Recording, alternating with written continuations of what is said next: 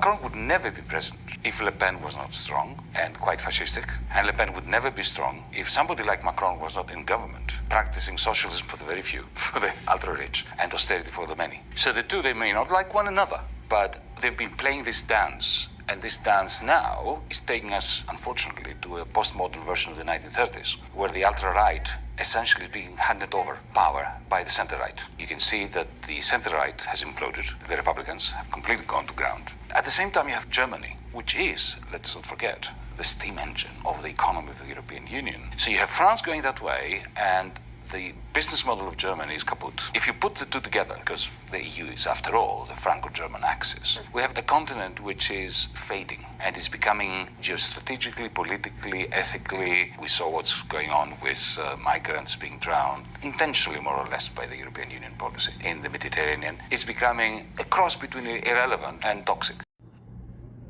You heard that. So basically, we all know this. The EU is Franco-German, Franco-German, if you want to call it that. France and Germany are the powerhouses of the EU.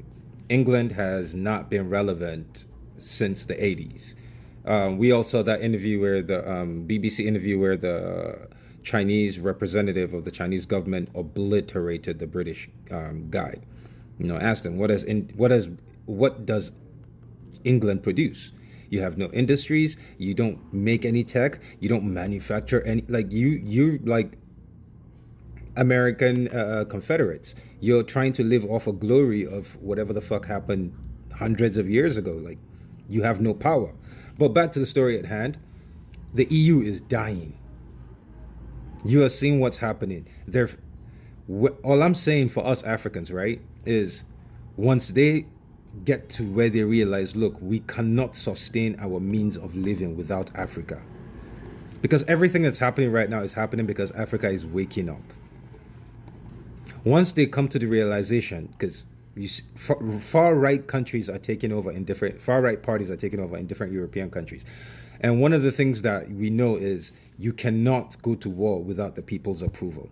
So once these far-right people convince the people that Africans need to be invaded for their whatever, they'll say, yeah, they'll get together and they'll come in.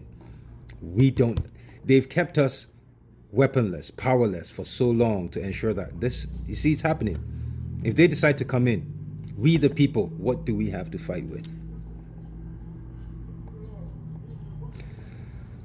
We are at a very important time in history right now. And what we do or don't do will determine the fate of our children and grandchildren as African people.